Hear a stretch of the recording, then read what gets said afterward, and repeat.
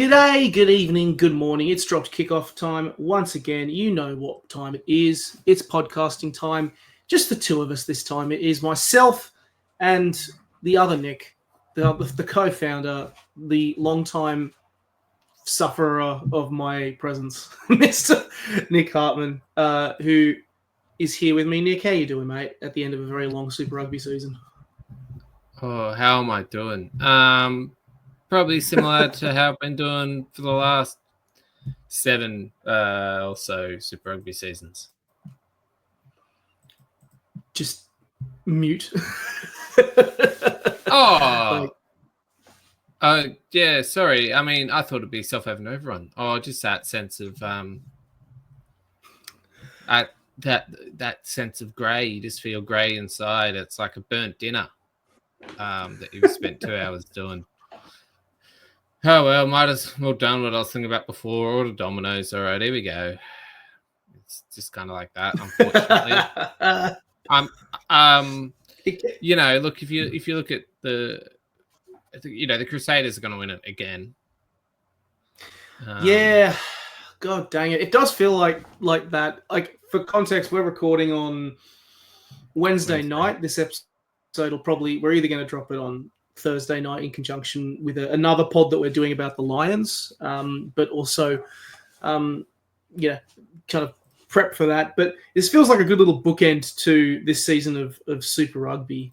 We just wanted to kind of look back on it. I always enjoy these. I enjoy these thoughts in my head, so I thought we might as well enjoy the chat. Yeah, while we're at it. And I feel like the reason kind of like we thought this would be good to do a separate chat and like round off this season. Of course, like no Aussie side in the final again. Brumbies fell at the final at the semi-final hurdle for the fourth time running over the weekend, just gone against the Chiefs. And so we're going to kind of ask this pretty much one fundamental question, because it did feel like, I don't know what it is, Nick. I think it felt like a year of growth and improvement, and the sides looked really promising until, the last few rounds, the wheels kind of fell off a little bit, and here we are again, not making a final. The question we're kind of going to answer off the back of this podcast to kind of round out the Super season, at least from an Aussie perspective, is did the Australian Super Rugby sides genuinely improve? Was it a better year compared to 2024? So that's basically the question we're going to try and kind of examine, prod with a stick, and ask before we bid adieu to the Super Rugby finals and then turn our focus purely, totally and utterly to this Lions tour and the Wallabies season. I know that we've kind of, we've touched on club seasons and such. I know a few episodes back, you let your feelings about the Tars known quite strongly, and it was a bit of a, fuck, back here at the same position. But part of me does think it was a better season, at least for 3/4 of it, until it kind of that last ending part. Do you think that positive element being followed by the negative stuff, is it just kind of more of the same, or is there actually improvement? Okay, well, if you define improvement as, I guess, being 1 point, being 1 is better than 0 on a scale of 100, look, all teams but the Brumbies improved, and two teams, I guess, improved, which would have been the Waratahs and the Force, who came second last and third last, I think, out of 11. And then the other two teams, the Reds probably arguably regressed, and the Brumbies, like you said, lost in the semi-final again. Albeit, looking very impressive, and I thought they dispatched the Hurricanes very impressively. But you can't, like the Waratahs, that they improved. Look, I think the only team that properly improved out of Australia was the Force. Look, really? They get even above the Tars. Oh yeah, but look, the Tars was shit house, and they weren't much better this year, to be honest. But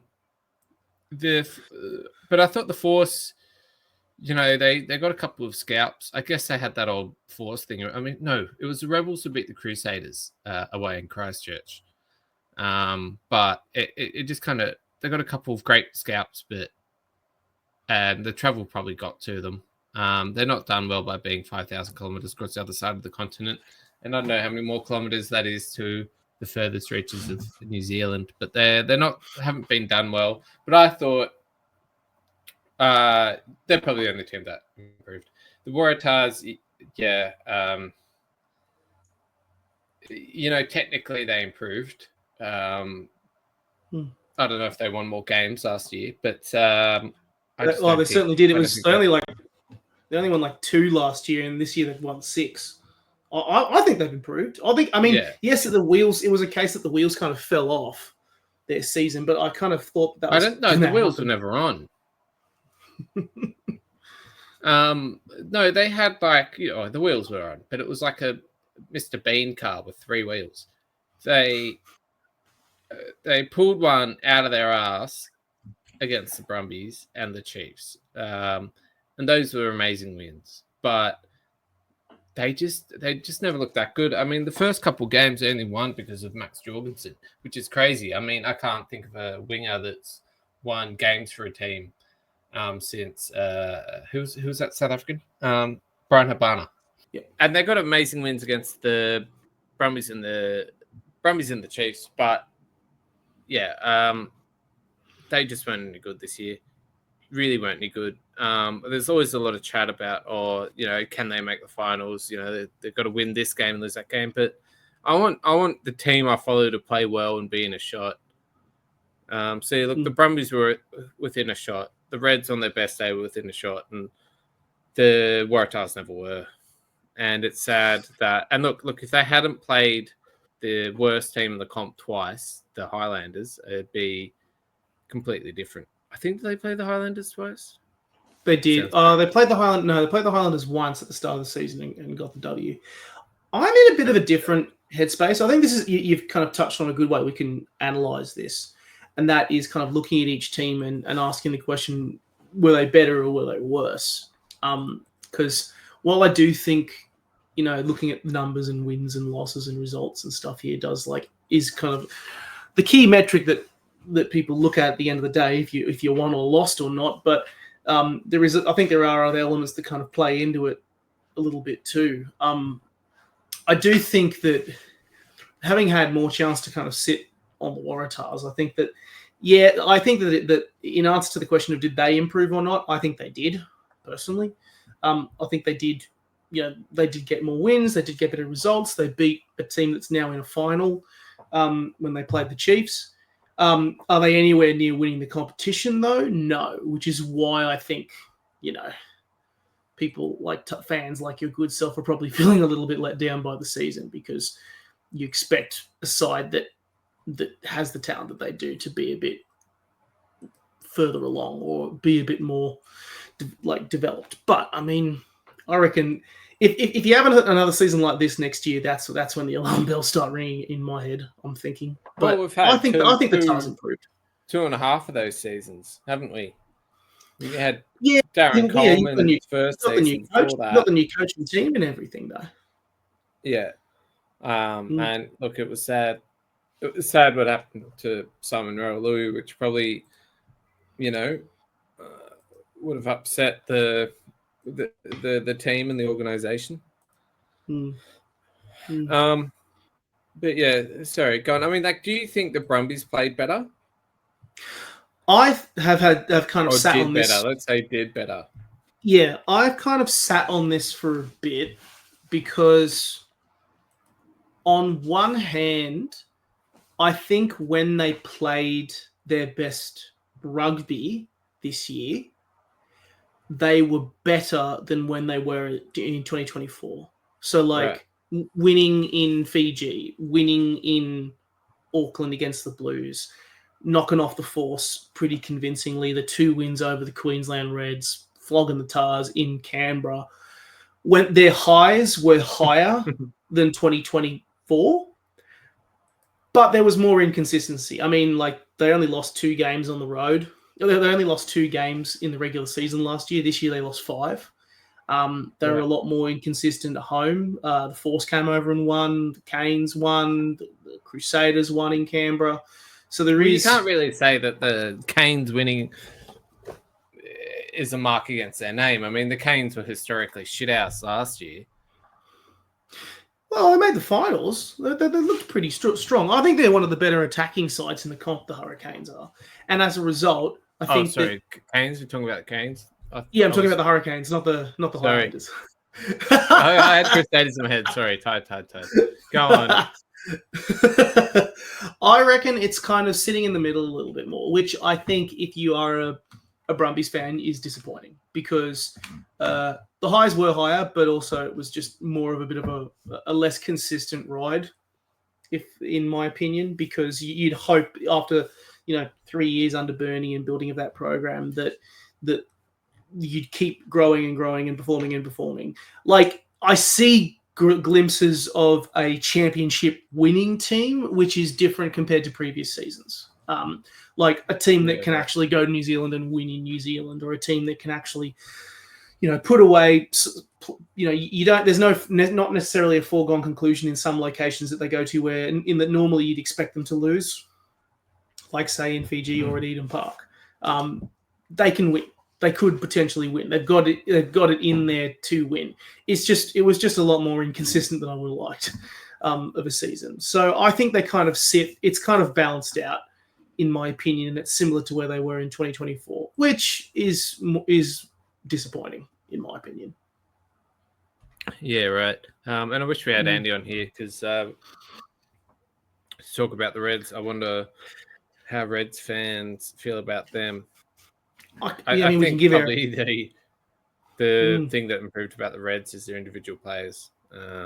Wilson, McWright, Tate, all playing better than ever. I reckon if you are a Reds fan, if we pivot to the Reds, I reckon you'd be pretty disappointed, to be honest. Yeah. I mean, I'd probably be borderline furious. Yeah, I'd want to, you'd want to compare with them, versus the Waratahs. I mean, I guess for me, the difference is they're in with a shot. But just so disappointing. The way, they played the Crusaders in that quarterfinal and lost to them the same way that they lost to them earlier in the season. Got rolled by the Brumbies earlier in the year in Brisbane. Just super disappointing. I reckon it comes in two sort of ways. I think, that it's not like they still got the same number of wins. They still finished in the same place. They did still get, a couple of decent performances. Their win against the Blues, nothing to be sniffed at. Demolishing the Drua, putting 50 on the Drua when you should be. I reckon those wins over the Force were really, really, really strong. I think for me, maybe it's just more of my own, frustrations a little bit in that, coming into this season, there was so much talk about the Reds because they had like the 18 or 19 Wallabies. Like, their squad was stacked. And we were talking about them. I genuinely believed that they were going to overtake the Brumbies this year. I was like, this is the end of the line of the Brumbies being the strongest Australian side, because this side is a brilliant coach, has a really strong outfit, and has a lot of momentum behind them. They've had the best preseason. They're coming in hot and should look really, really good. And there were glimpses of that. It did come through, but then they would lose to, those 2 losses to the Brumbies. I mean, that loss to the Hurricanes at home. Of course, the Hurricanes are a very, very good side, but was pretty disappointing as well.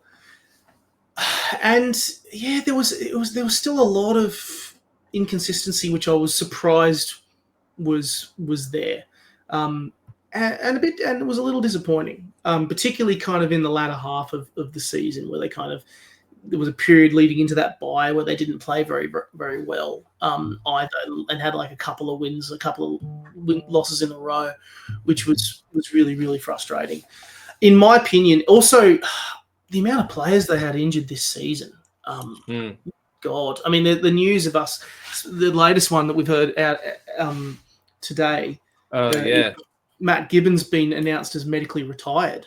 And he joins Mason Gordon. He's the second Reds player this season to be medically retired, which kind of makes me think, there's probably going to have to be a strength and conditioning question that asks about that, because they have 10 players out. Yeah, so I don't know if you've got the data on hand. I know Nathan would, not to make you feel inadequate. But thanks, man. I mean, but it's strength and conditioning when it's the same parts of the body, right? Like, a lot of things you see with players is coaches come in and they go, oh, they're not fit enough and run them ragged. And then 3 weeks later, half the team's got hammy. They're out with hammies. But I mean, Matt Gibbon broke his knee so badly, he's I think rubbed away all the ligament or tendon or something like whatever it is, and it's just bone on bone, and that's why it's just like if I turn my knee again, I'm stuffed. So and I forgot Mason Gordon, not to be confused with Carter Gordon. What's with naming your child after profession and then giving him the surname Gordon? What's going on there? The things that you pull out of there. It's I'm genuinely against naming your child after profession. Hunter, farmer. Who's called farmer? Exactly why people called Hunter. Ticket inspector. But yeah, look, honestly, I think the injury factors, because there was like a good 10 on average, they had at least 10 to 12 players injured every round, I reckon, from me looking at their casualty ward and seeing who was injured, who was unavailable. And that's nearly over a quarter of the squad that's out, which does hinder you significantly. So I reckon I reckon that's played a major factor in why they haven't. And also a lot of Wallabies was included in there as well. I mean, Salakai Lota had a stint on the sidelines. Campbell had a stint on the sidelines. I mean, obviously, Matt Gibbon didn't get the chance to play the season.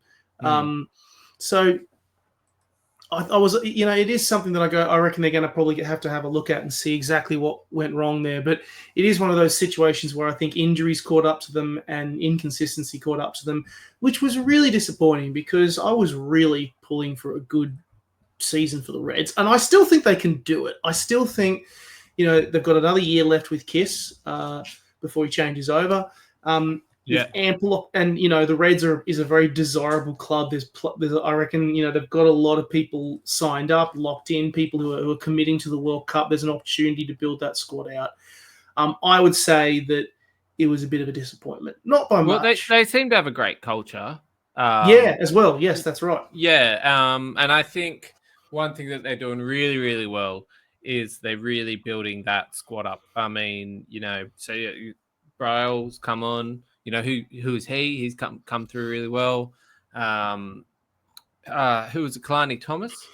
Yeah, Kalani Thomas playing really well. Re-signed as well. Behind another Wallaby, so they've got a good setup. Yeah, they've got a great setup there, and Harry McLaughlin Phillips as well. So you'd really want to see that stay strong. Because if you include, the very earliest incarnations of Super Rugby, I think Queensland has 5 titles. So you do, yeah, that's right. Like Super 6 and Super, yeah. But it's super disappointing. I call it a bit of a disappointment, but they'll bounce back. They're a bloody good squad, and they have the chance to. This is the thing. This is the thing. I can't say they'll bounce back because they've had the same season twice in a row. If they don't have injuries, maybe. But I'm sure, we're not across New Zealand teams, but I'm sure they had loads of injuries too. You know what I mean? And especially the Waratahs case, it didn't really stop the Waratahs from being crap, or their injuries they had. Like, you don't really go, because they didn't have Mahe Vailanu and Dave Brecky for half the season. They played that crap.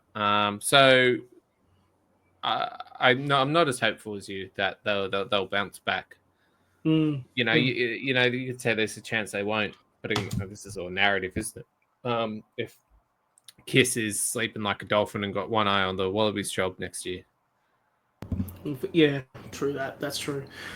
Let's finish off with out west with the Force. I reckon there's quite a few questions that have kind of been asked about them. They're of course they're getting ready for a Lions. They'll be first home for the Lions when they arrive in Australia. They'll be the first cab off the rank to go up there, and by the sounds of it, are going to retain a majority of their stars at the time of us, talking and recording. It's maybe subject to change. This is an interesting one for me because, we've got one team that I think's improved. I know you disagree about the Tars. One team that's kind of sitting in the middle of kind of sitting where they are, and then one team that's, I think, a little bit more had a little bit of a disappointing season. Where do the Force sit, in your opinion, Hartman? Because, I've got an answer, but I'm curious to hear your answer first. Where do they sit? They had an amazing start to the season.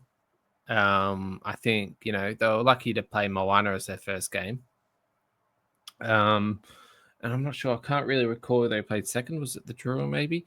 Brumbies. They beat the Brumbies in Canberra. That was what that was. Yeah, right. Yeah. So they had a great start. Ben Donaldson looked great, really taking the scruff of the neck. Now, talking about injuries before, they lost their starting front row before the season began.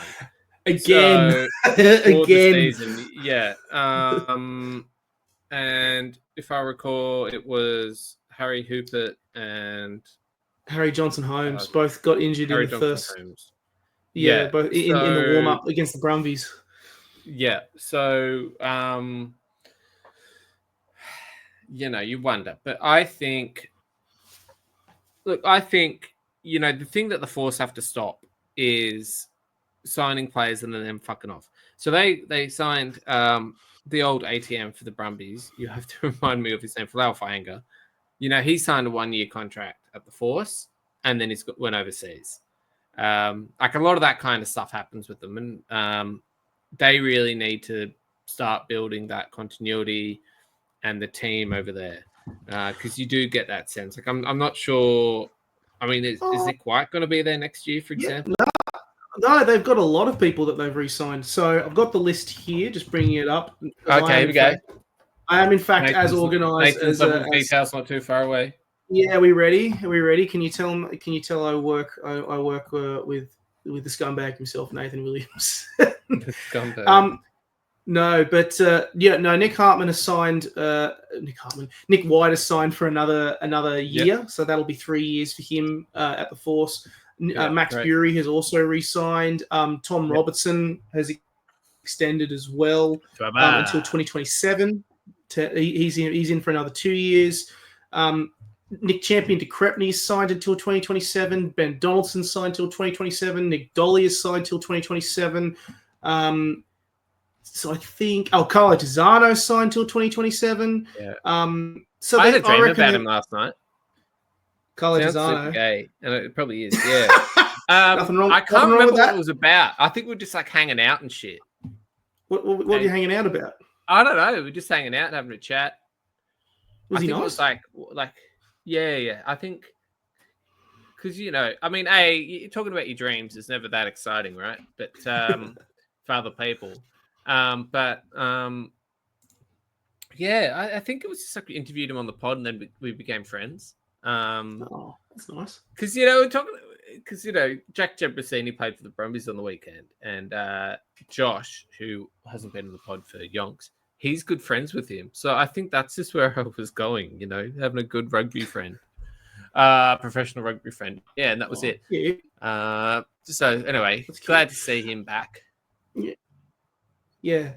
But yeah, long and the short of it, there is a pretty decent contingent of players who've committed and realistically, there probably will be more as well.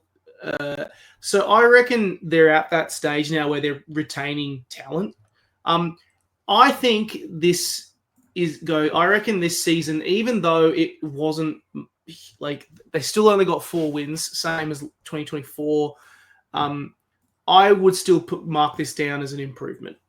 Right. If you're a fan of the Force, I would mark it down as a better year for the Force. They ended up with more competition points. They ended up with a much better points differential.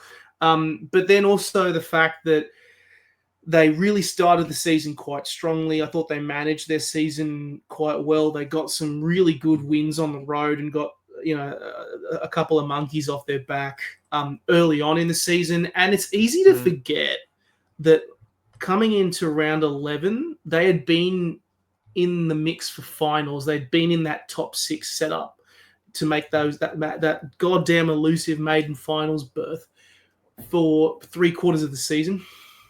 Yeah. Like round 10, round 11, they were still in the top 6.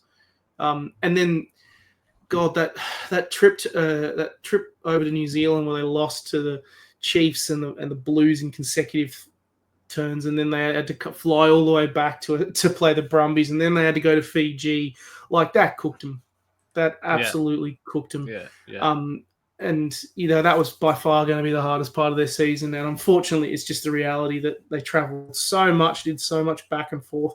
I think Cronny didn't hide the fact that he was pissed about the amount of travel that they've had to do, zigging and zagging back across the season, back across the continent. But if they sort that out next year and do a couple more tours, compile those games together, then have a couple of games back at home to minimise the travel, I reckon this is a Force squad that can definitely make a maiden finals. Definitely. Right.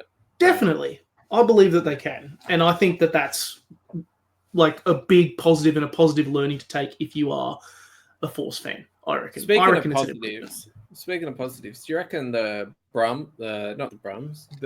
Bears, the incoming Bears, will be good for the Force? I don't know. I reckon, everyone sees NRL and Union in competition. I think that, they've been talking about sharing a pot of players. I don't know how the hell you do that, how the hell that works. Well, like the wingers. Part of me has always been like, there could be an opportunity if you are I don't know if it affects the Force enormously because the Force have a very rusted on, that Sea of Blue fan base is very rusted on and very committed.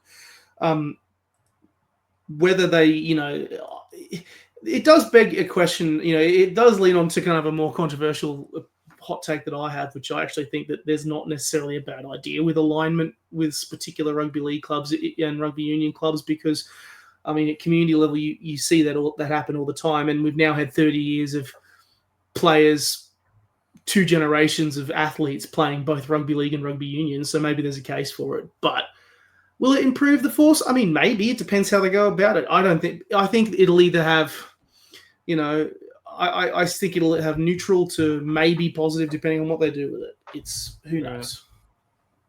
It really also depends if the Bears if it actually works. That's the other thing you got to consider, because they've tried. They've gone west before.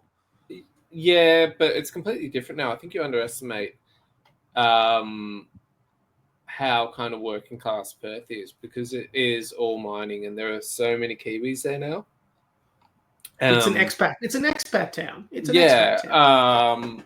Even like Mark McGowan, their former premier, was from Central Coast. So a lot of people have moved over there from Queensland, New South Wales. Lots of Kiwis. The amount of people when I was in Perth earlier this year, the amount of Kiwis I just saw walking around wearing either All Blacks gear or just black fern, silver ferns on a black shirt kind of gear was crazy. So, but I think it'll probably be good for breaking open the consciousness in Perth a bit. I could probably see it working more in rugby league's favour, but like there is a rusted on fan base there, which would be South Africans.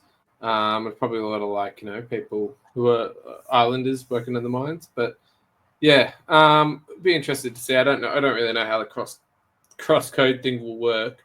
I mean, the props won't be getting a run in the Bears training, that's for sure. Scrums. Yeah, teaching them how to scrum. Oh, there was a scrum penalty in the rugby league, I think, last weekend. Unfucking believable. Yeah, unfucking believable. Why don't they just bring back a little push into the scrum? I don't know. It honestly pisses me off, to be honest. No disrespect to any league fans who also and union fans who listen to the pod. I do enjoy my league, but I still don't understand why scrums exist in rugby league. I really don't. Oh, well, look, he gets everyone in the center of the field. But I know that. But I mean, the wingers will join the scrum. It's like it kind of defeats the purpose of I still just question. It feels like the scrum in rugby league right now is like the appendix of the human body. It's like kind of just a leftover from previous iterations, and there's a compelling case for its surgical removal. And that's just kind of how I feel about a rugby league scrum. Like, you got people together, like, fucking push against each other. Maybe it's just my own union sentimentality. Look, we say this is Origin's about to start. Look, I think what I find weird in league is that they've got rid of the line out and replaced it with a tap. It's so counter. No, what's the word? You know what I mean? It's such a anticlimax.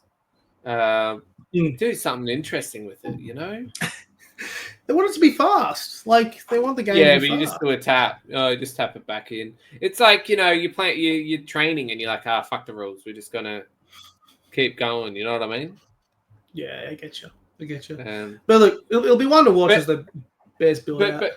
Yeah, it'll be one to watch. Look, I've got a question for you. Mm-hmm. I know we won't go too long on this one, but I got a question for you. What is the point of Super Rugby? Your previous big boss raised this on Twitter, Tony Harper. He said, what's the point? We don't pick wallabies from overseas so they can perform well at home.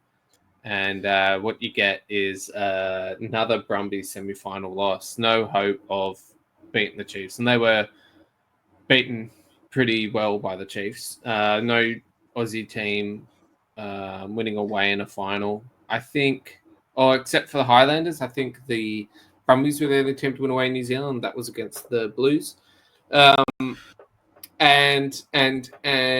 Paul Cully said this as well. It's been the same 4 teams in the semi-finals last 4 years: Crusaders, Chiefs, Blues, and Brumbies. And the Brumbies are the only one of those teams to not get into a final. So, Nick, my question I've got for you is, what is the point of Super Rugby? Well, I mean, I feel like this question could also be asked. You could throw this question around to whether you're in Wales, whether you're in England. You need a domestic competition, and I think that while I do think Australia right now just doesn't have the infrastructure right now. If we were to suddenly create 8 or 9 or 10 teams out of nowhere, I think it wouldn't be as strong as the current layout and the current format with Super Rugby Pacific. I think that, we're going to get to it in a bit. There is a case to develop a purely domestic competition, and whether that is the future and the direction forward, I'm not sure. But I think they're saying I find it interesting that these kind of comments are starting to come up now that we've got our top 2 here. But have you heard it that much during this season? Honestly, Nick, like these questions up until this point, I think it's been a really, really strong season. It's been a really competitive season. It's been a really fun season. And we've been talking about how much fun we've been having.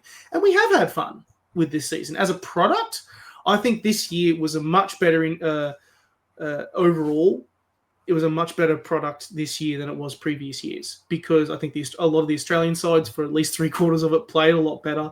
I think that the competitiveness was a lot better. The growth of Moana Pacifica was a lot better.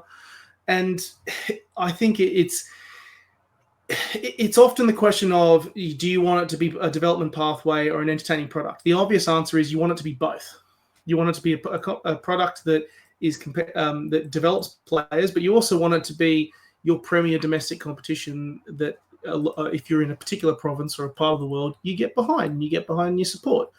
I think it went a long way to addressing at least the latter this year, in terms of competitiveness, in terms of the crowd numbers being up, in terms of the TV numbers being up, in terms of the actual engagement. I mean, people turned up to Moana Pacifica games, Nick.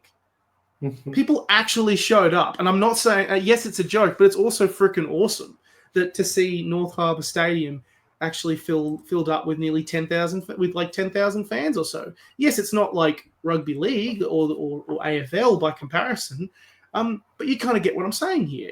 I think it's the answer to the question of what the point of Super Rugby is that imagine if you didn't have it, what would you have? Honest question. What would you have? I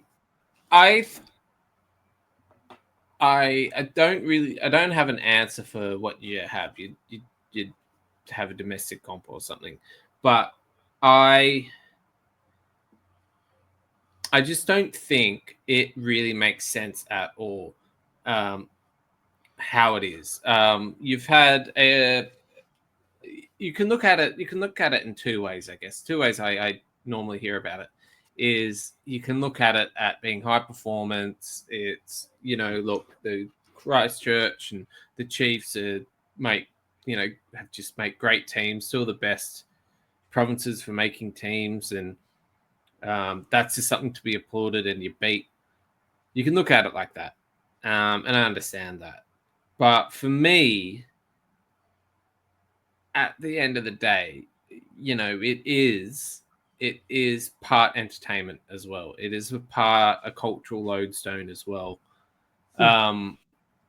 And I don't think it plays on those cultural lodestones well enough. I don't think it really provides much meaning. I mean, it feels like it's a Kiwi comp that we're playing in. It's definitely a comp that suits New Zealand's interests the most, having 5 teams and having they don't pick any overseas players. And then you look, you talk about crowds at Moana, but no one, there were so many empty seats in the Crusaders game against Red and so many empty seats in the Chiefs playing the Brumbies.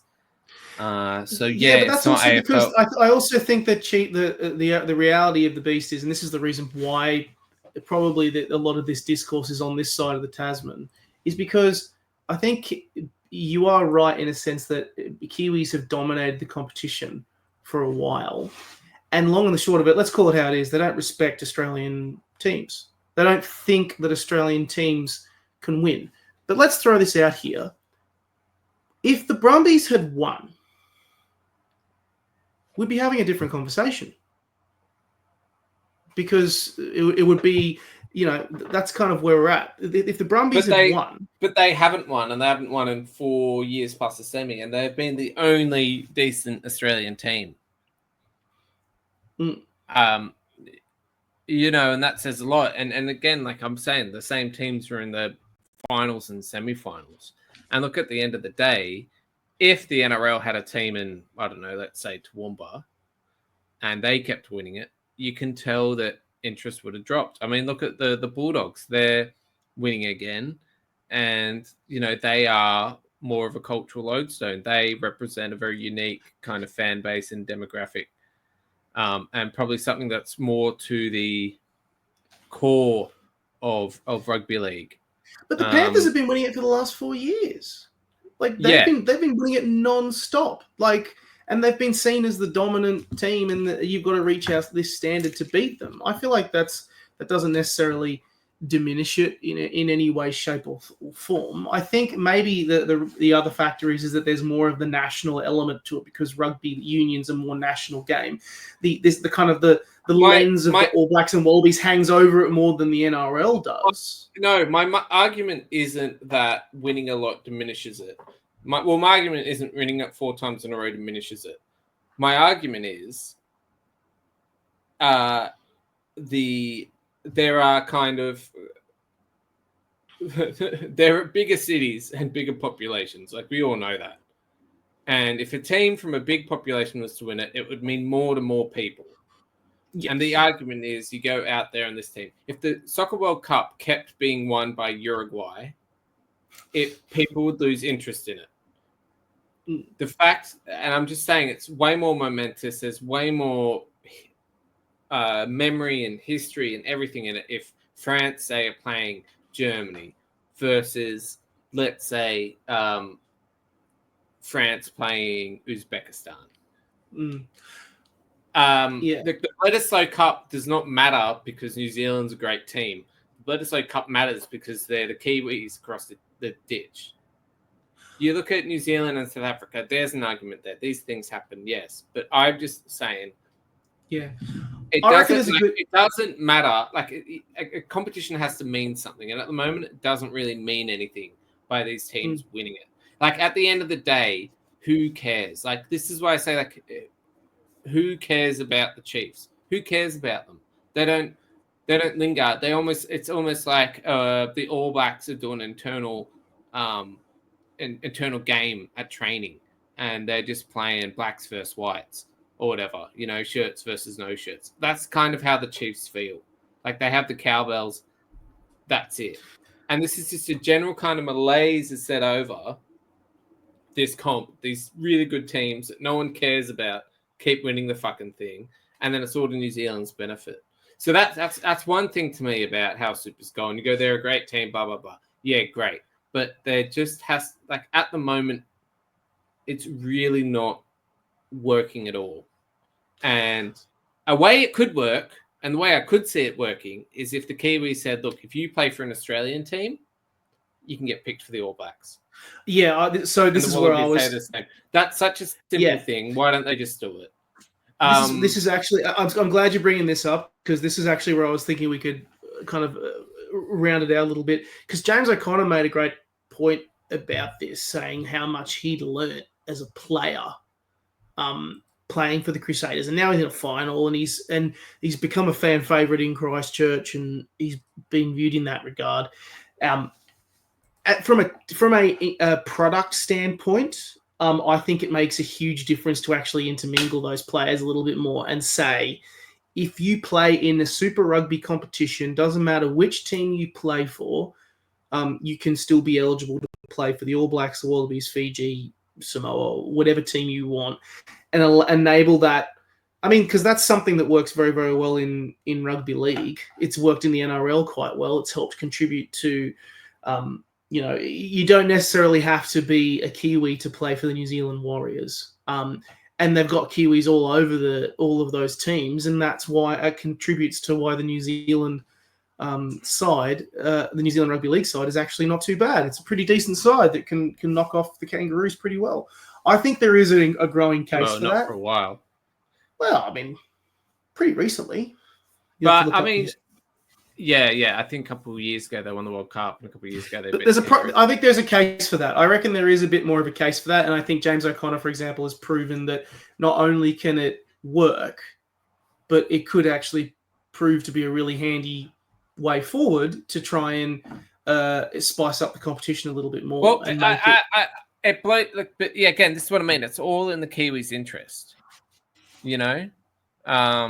to run it the way it is. I mean, and really towards what Tony was saying is that the Wallabies, I mean, Rugby Australia go, fuck it.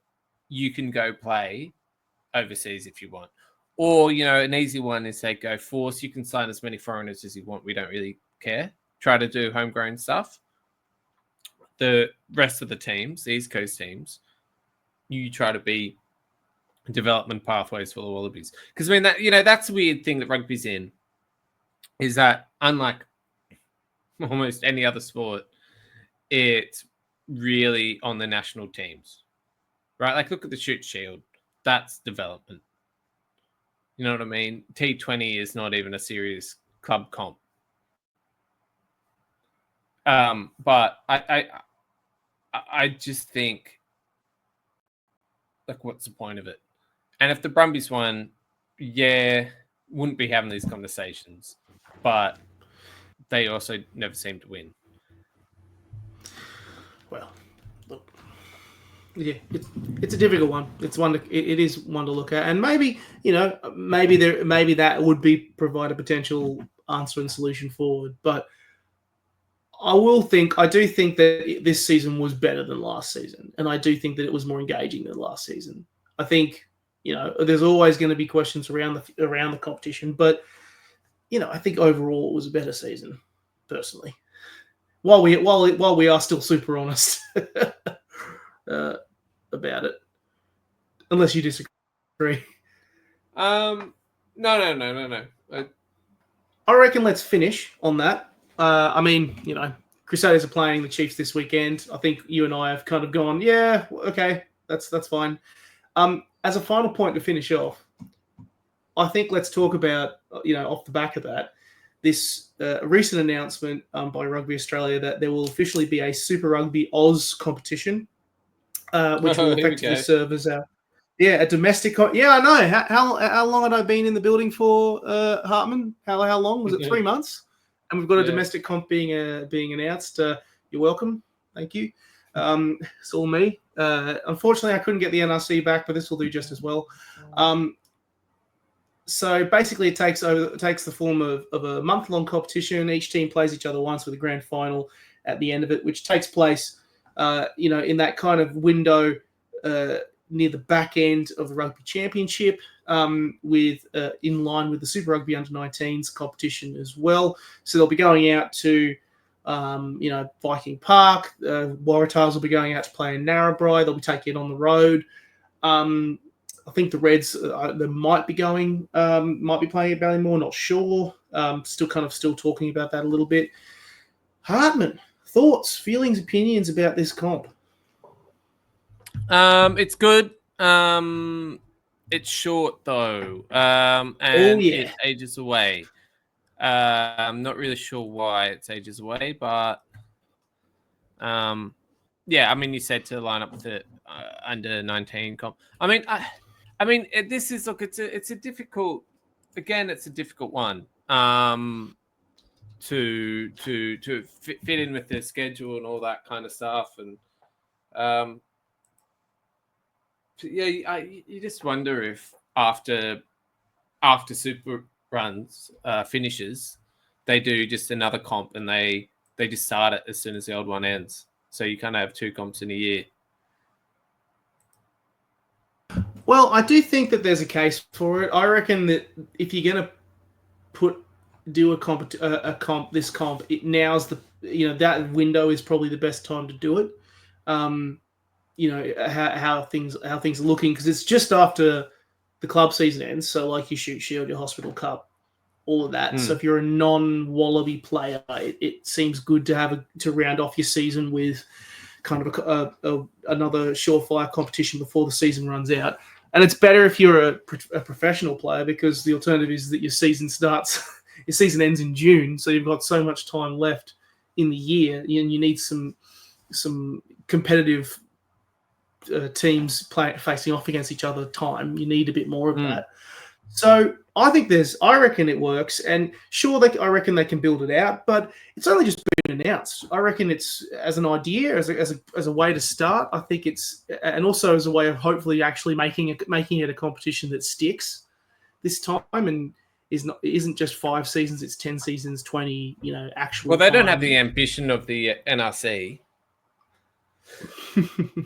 which is no, but it won't be as expensive. But, I think it works.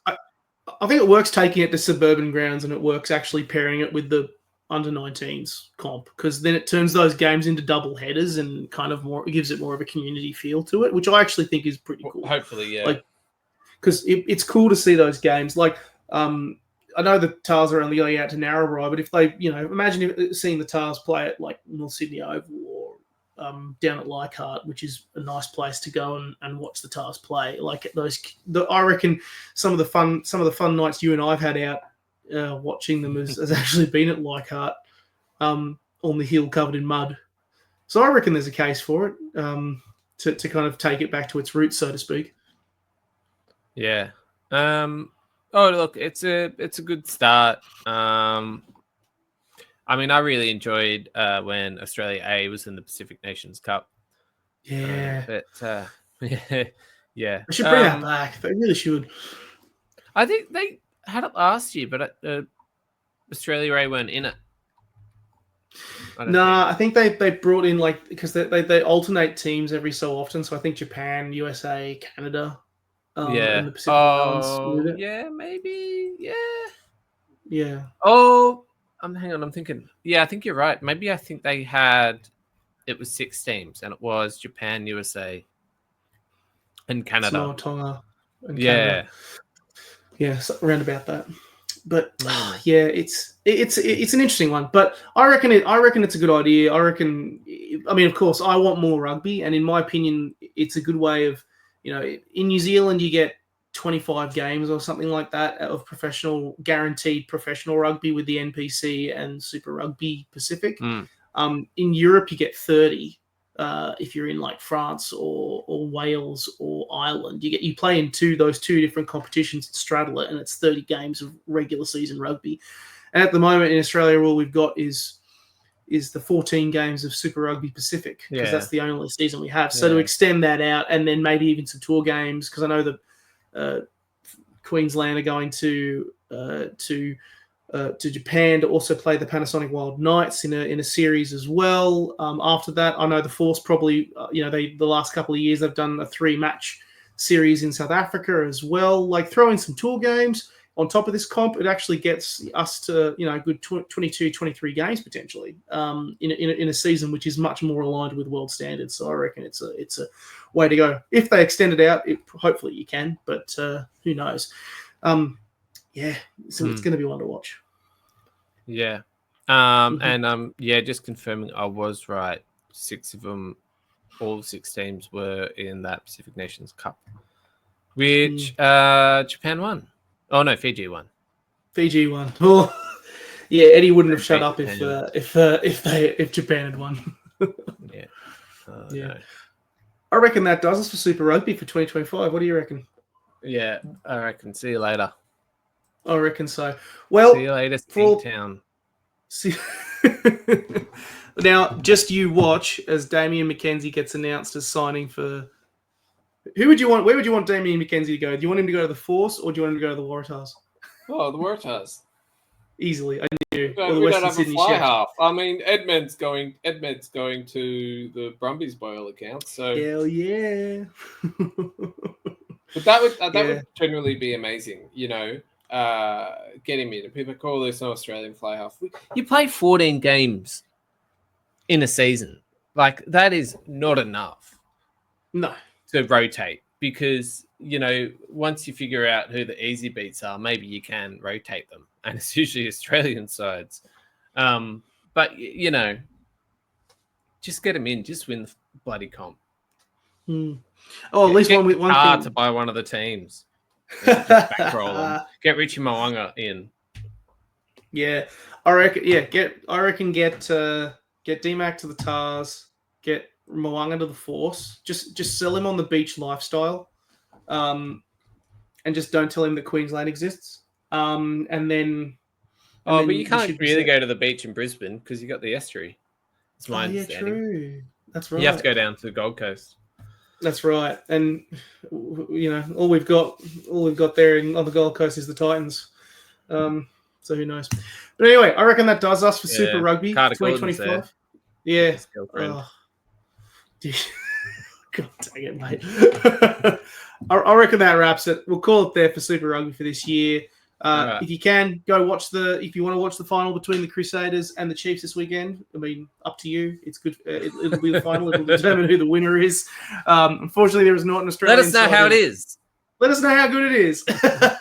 Unfortunately, we are turning our attention and pivoting over to the British and Irish Lions with a new season in the next week or so. We'll be Nathan and I will be on the road. We'll be doing some live recordings, live reactions. I believe we're also going to get. Are we going to get some new blood in, Mr. Hartman? We've got a new fella who might be joining us. Hopefully, new secret guest. I'll give you a hint. You can guess who it is, right? I'll give you one hint. He plays or played in the front row. Ooh. In New South Wales. That's a very broad guess. I like it. But yes, so a couple of new things coming when the Wallaby season and a new season comes around in the next week or so. But next time you hear from us, it'll be Lions time, which is super exciting. Let's call it, Nick. Done. All right. See you, Nick. See you, folks. And for everyone listening, give us a subscribe, give us a like, give us a, do what you got to do. And we'll catch you the next time round.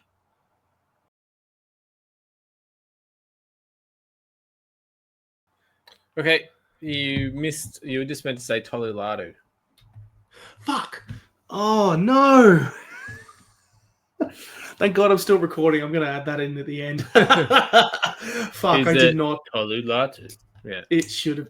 It's always Tolulatu. That's the answer. Always, baby.